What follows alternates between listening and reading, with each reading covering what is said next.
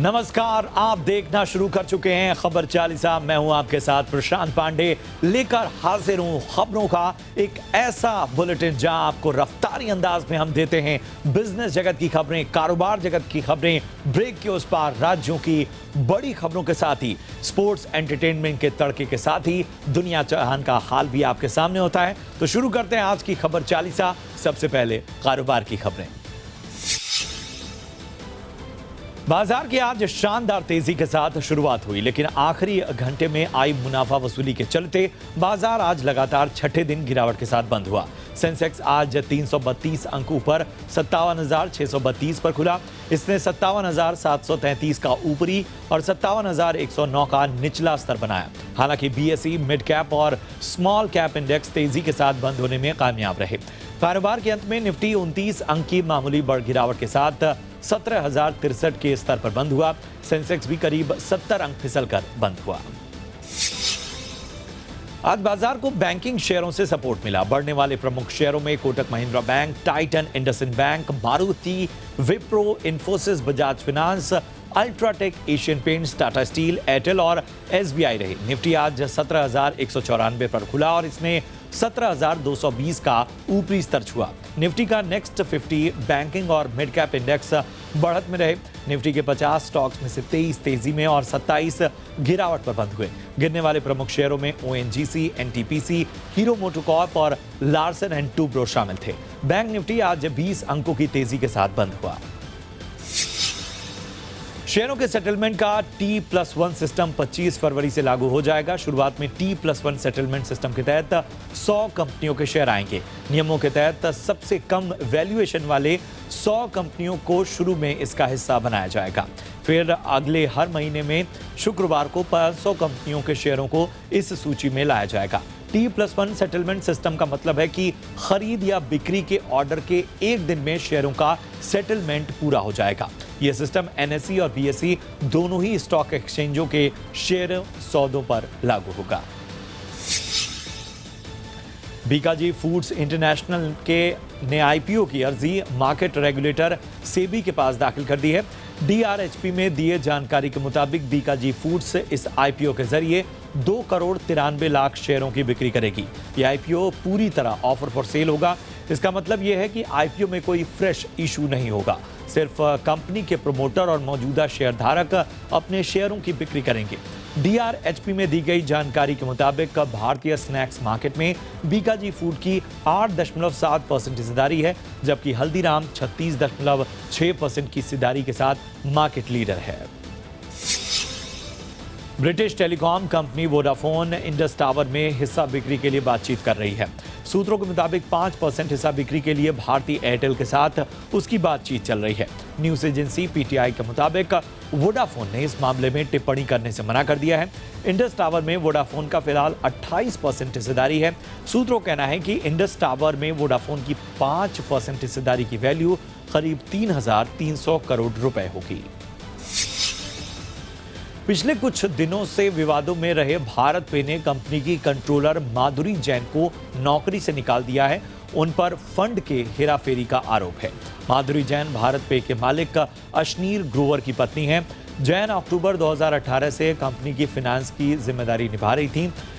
Alvarez and martial investigation की शुरुआती जांच में ये उनका नाम सामने आया। जांच में कंपनी ने अपनी बुक्स में पाया कि फंड का इस्तेमाल पर्सनल खरीदारी के लिए किया जा रहा था। ग्रोवर और जैन दोनों 19 और 20 जनवरी से कंपनी से छुट्टी पर हैं। इंडिया रेटिंग्स ने वित्त वर्ष 2021-22 के लिए भारत के जीडीपी ग्रोथ अनुमान को घटाकर 8.6% कर दिया है। इंडिया रेटिंग्स ने पहले कहा था कि 9.2% जीडीपी ग्रोथ रह सकती है। इससे पहले बार्कलीज ने दिसंबर तिमाही के लिए 6.6% जीडीपी ग्रोथ का अनुमान दिया था। आपको बता दें कि सरकार 28 फरवरी को तीसरी तिमाही के जीडीपी आंकड़े और दूसरा एडवांस एस्टीमेट जारी कर सकती है। आरबीआई ने अपनी हालिया मॉनेटरी पॉलिसी में चालू वित्त वर्ष में भारत की जीडीपी ग्रोथ रेट 9.2% रहने का अनुमान लगाया था। Advertising standard council of India ने डिजिटल एसेट और क्रिप्टो में विज्ञापन को लेकर नई गाइडलाइन जारी की है। नई गाइडलाइन 1 अप्रैल से लागू हो जाएगी। एसकी के मुताबिक क्रिप्टो विज्ञापनों के साथ रिस्क की जानकारी दी जाएगी। ऐसा इसलिए किया जा रहा है ताकि ग्राहकों को किसी भी तरह से भ्रामक दावों से दूर रखा जाए, साथ ही मुनाफे के बढ़ चढ़कर किए जाने वाले दावों पर भी सचेत किया जा सके। तो हाइलाइट्स इसकी ये हैं कि मेनली जो इस चीज़ का जो रिस्क है वो कंज्यूमर्स को एक बहुत डायरेक्टली बताया जाए और जो भी इसमें घाटा हो सकता है इन्वेस्टर्स को, ऐसा नहीं है कि हम सिर्फ मुनाफे की बात करें, पर इसमें जो लोगों के पैसे जा सकते हैं या उनको घाटा हो सकता है, इस चीज़ की भी जानकारी हम एक अपफ्रंट तरीके से कंज्यूमर्स को बताएं, ताकि जो एडवर्टाइजमेंट हो वो रिस्पॉन्सिबल हो। वो ऐसा नहीं हो कि हम कंज्यूमर्स को आधी बात बता रहे हैं और आधी बात छुपा रहे हैं। केंद्र ने सुप्रीम कोर्ट को बताया कि भगोड़े कारोबारी विजय माल्या, नीरव मोदी और मेहुल चौकसी से अब तक 18,000 करोड़ रुपए की वसूली कर बैंकों को लौटाया जा चुका है। केंद्र सरकार की ओर से सॉलिसिटर जनरल तुषार मेहता ने सुप्रीम कोर्ट को यह जानकारी दी। उन्होंने बताया कि ईडी फिलहाल 4,700 मामलों की जांच कर रहा है। सुप्रीम कोर्ट ईडी को पीएमएलए के तहत मिली शक्तियों को चुनौती देने वाली याचिकाओं पर सुनवाई कर रहा है। ईडी को पीएमएलए के तहत जांच, जब्ती, सर्च और संपत्ति जब्त करने का अधिकार है। मारुति सुजुकी ने नई बलिनो को लॉन्च कर दिया है। इसके बेस सिग्मा वेरिएंट की एक्स शोरूम कीमत 6,35,000 रुपए है। टॉप एंड ऑटोमेटिक ट्रिम की एक्स शोरूम कीमत 9,49,000 रुपए है। नई बलिनो अपने पिछले मॉडल की तुलना में काफी अपडेटेड है। इस फेसलिफ्ट में कंपनी ने कार की केबिन में कई नए एडवांस फीचर्स को जोड़ा है। एक्सटीरियर डिजाइन में भी कई शानदार बदलाव किए गए हैं। कार में पहले 360 डिग्री व्यू कैमरा भी दिया है। कार में एप्पल कारप्ले और एंड्रॉइड ऑटो के साथ एक नया 9 इंच का smart play pro plus touch screen infotainment system दिया गया है। महाराष्ट्र सरकार में अल्पसंख्यक कल्याण मंत्री और एनसीपी के प्रवक्ता नवाब मलिक को ईडी ने गिरफ्तार कर लिया है। उन्हें अंडरवर्ल्ड से रिश्तों के आरोप में पूछताछ के बाद गिरफ्तार किया गया। उनका नाम अंडरवर्ल्ड डॉन दाऊद इब्राहिम के भाई इकबाल कास्कर ने लिया था। ईडी की टीम ने सुबह 7:45 बजे उन्हें पूछताछ के लिए मुंबई स्थित दफ्तर तलब किया। ईडी सूत्रों के मुताबिक पूछताछ में नवाब मलिक अधिकारियों का सहयोग नहीं करते नजर आए, इसी के कारण उन्हें गिरफ्तार किया गया। गिरफ्तार होने के बाद नवाब मलिक ने कहा कि वो डरेंगे नहीं, जीतेंगे। महाराष्ट्र के मंत्री नवाब मलिक की गिरफ्तारी के बाद राजनीतिक हलचल तेज हो गई है। पश्चिम बंगाल की मुख्यमंत्री ममता बनर्जी ने एनसीपी के प्रमुख शरद पवार से फोन पर बात की है। सीएम ममता ने पवार को भरोसा दिलाया कि इस मुद्दे पर वो उनके साथ हैं। जानकारी के मुताबिक ममता बनर्जी और शरद पवार के बीच 10 मिनट बात हुई। दोनों नेताओं ने केंद्रीय एजेंसियों के गलत इस्तेमाल के मुद्दे पर विपक्ष के एकजुट होने की मांग की। उधर शरद पवार के घर पर एक हाई लेवल मीटिंग हुई। बैठक में कांग्रेस के नेता भी पहुंचे। यूपी विधानसभा चुनाव के चौथे चरण में आज 9 जिलों की 59 विधानसभा सीटों के लिए वोटिंग हुई। जिन जिलों में आज वोट डाले गए उनमें राजधानी लखनऊ भी शामिल है। शाम 5 बजे तक इस चरण में कुल 57.45% वोट डाले गए थे। इस चरण में 4 मंत्रियों सहित 624 प्रत्याशी मैदान में हैं, जिनकी किस्मत ईवीएम में कैद हो गई। 2017 में 9 जिलों की 59 सीटों में से 51 बीजेपी गठबंधन के पास थी। इस चरण में रायबरेली से अदिति सिंह, लखनऊ पूर्व से सपा उम्मीदवार अनुराग भदौरिया समेत कई दिग्गजों की किस्मत ईवीएम में कैद हो गई है। उत्तर प्रदेश विधानसभा चुनाव के चौथे चरण के मतदान के दौरान लखीमपुर खीरी के एक केंद्र पर मतदान कुछ देर के लिए रोकना पड़ा। जिले के कादीपुर क्षेत्र में एक युवक की अराजकता के कारण मतदान करीब 15 मिनट तक बाधित रहा। युवक ने ईवीएम में फेविक्विक डाल दिया। इसके चलते ईवीएम ने काम करना बंद कर दिया। इसकी सूचना के बाद आनन फानन में जिला प्रशासन ने ईवीएम बदलवा दी और करीब 15 मिनट बाद मतदान फिर से बहाल हुआ। पुलिस ने आरोपी के खिलाफ केस दर्ज कर लिया है। प्रधानमंत्री नरेंद्र मोदी ने उत्तर प्रदेश के बाराबंकी में जनसभा को संबोधित किया। इस दौरान पीएम ने यूपी की पिछली समाजवादी पार्टी और बीएसपी सरकारों पर जमकर निशाना साधा। उन्होंने कहा कि परिवार वाली पार्टियों को लोगों का दर्द नहीं जानना है, लेकिन वो परिवार वाला न होते हुए भी उनका दर्द समझते हैं। उन्होंने कहा कि पूरा यूपी, पूरा देश उनका परिवार है। पीएम ने कहा कि बीजेपी सरकार ने 3 तलाक के खिलाफ कानून बनाकर मुस्लिम महिलाओं को राहत दी है। और जो दावा करते हैं कि वो तो परिवार वाले हैं, उसमें बुरा क्या है? हम परिवार वाले हैं, इसलिए परिवार का दुख जानते हैं। मैं जरा घोर परिवारवादियों से पूछता हूं, आप अगर परिवार के इतने गुणगान गाते हो तो आपको ये मेरी मुस्लिम बेटियों के दर्द की चिंता क्यों नहीं हुई?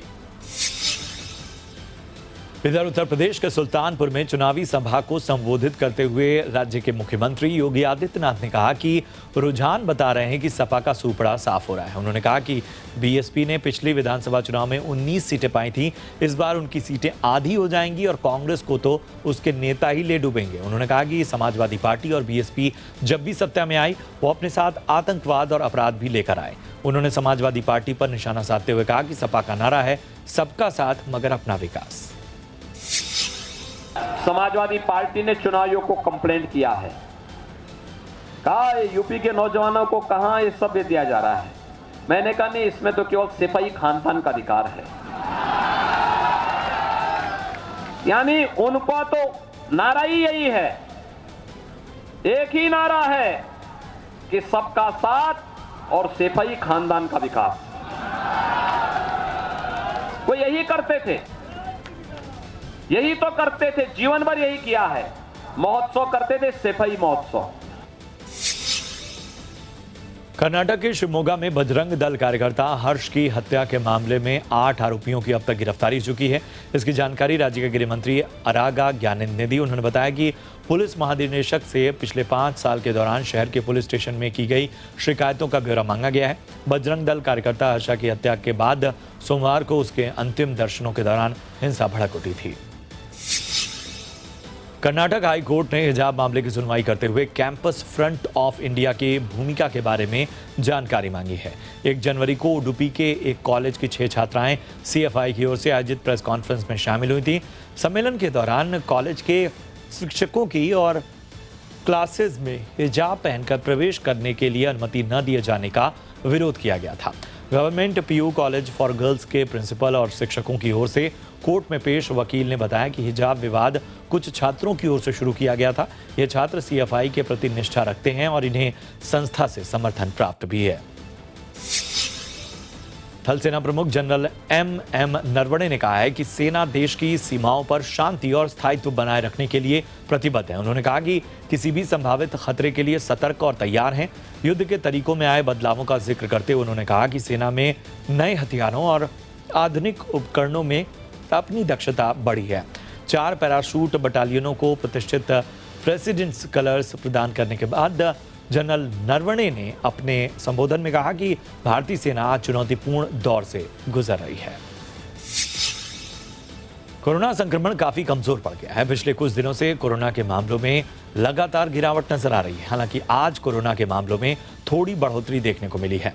देश में पिछले 24 घंटे में कोरोना के 15,102 नए केस आए। इस दौरान 31,377 मरीज ठीक हुए, जबकि 278 लोगों की मौत हुई। एक्टिव केस यानी इलाज करा रहे मरीजों की संख्या में 17,847 की कमी आई है। और खबर 4 में रुकेंगे एक छोटे से ब्रेक के लिए। ब्रेक के उस पार देश और दुनिया का हाल। आप बने रहे हमारे साथ।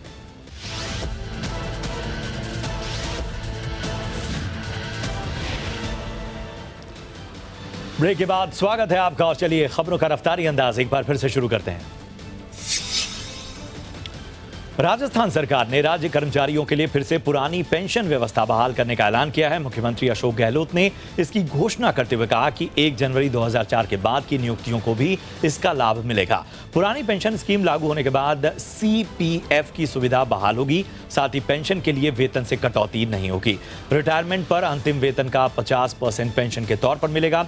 पुराने सिस्टम में पूरी पेंशन सरकार देती है। सेवा काल में मृत्यु होने पर आश्रित को पारिवारिक पेंशन और नौकरी मिलेगी। हर 6 माह बाद पेंशन में महंगाई भत्ता जुड़ेगा। बंगाल सरकार और राजभवन के बीच जारी टकराव थमने का नाम नहीं ले रहा। राज्यपाल जगदीप धनखड़ ने मंजूरी के लिए आई वित्तीय मामलों से जुड़ी फाइलों को राज्य सरकार को वापस लौटा दिया है। उन्होंने ट्वीट कर इसकी जानकारी दी। उन्होंने कहा कि संवैधानिक रूप से विधानसभा बुलाए जाने के बाद ही इन्हें मंजूर किया जा सकता है। राज्यपाल ने कहा कि वित्तीय मामलों पर तभी बात की जाएगी जब राज्य मंत्रिमंडल विधानसभा बुलाने का निर्णय लेगा और इसकी अधिसूचना गजट में प्रकाशित की जाएगी। सीबीएसई, आईसीएसई और राज्य बोर्ड की 10वीं और 12वीं की परीक्षाएं ऑफलाइन यानी फिजिकल होंगी। इन परीक्षाओं को ऑनलाइन कराने की मांग वाली याचिका को सुप्रीम कोर्ट ने खारिज कर दिया है। मामले की सुनवाई के दौरान सुप्रीम कोर्ट ने कहा कि संस्थाएं अपना काम कर रही हैं और ऐसी याचिका को सुनने की कोई वजह नहीं है। कोर्ट ने कहा कि इस तरह की याचिकाओं से बच्चों में भ्रम पैदा होता है। याचिकाकर्ता का कहना था कि कोविड के कारण बच्चों में ऑनलाइन पढ़ाई की है। कोरोना का खतरा अभी खत्म नहीं हुआ है। ऐसे में बच्चों के मूल्यांकन का कोई और तरीका निकाला जाना चाहिए। जम्मू में पिछले 2 दिनों से हो रही बर्फबारी और बारिश से जनजीवन अस्त व्यस्त हो गया है। जम्मू कश्मीर में राष्ट्रीय राजमार्ग 44 कई जगहों पर भूस्खलन होने से गाड़ियों की आवाजाही के लिए बंद है। जम्मू शहर के बीच से होकर बहने वाली तवी नदी भी उफान पर है, जिससे निचले इलाकों के लोगों के लिए खतरा बन गया है। मौसम विभाग ने अगले 24 घंटे में मौसम के तेवर ऐसे ही बने रहने की चेतावनी दी है। मौसम विभाग ने कुछ राज्यों में आने वाले दिनों में बारिश का अनुमान जताया है। मौसम विभाग की माने तो दिल्ली, एनसीआर, बिहार और यूपी के कई हिस्सों में 2 से 3 दिनों में बारिश होगी। मौसम विभाग के मुताबिक वेस्टर्न डिस्टर्बेंस के चलते बारिश की संभावना बन रही है। आईएमडी का कहना है कि 25 और 26 फरवरी को हल्की बारिश हो सकती है। 26 फरवरी के लिए येलो अलर्ट भी जारी किया गया है। उधर पहाड़ी इलाकों में बर्फबारी जारी है। मौसम विभाग ने चंबा, लाहौल स्पीति, कुल्लू, किन्नौर, मंडी, कांगड़ा और शिमला जिलों के लिए भारी बर्फबारी और बारिश का येलो अलर्ट जारी किया है।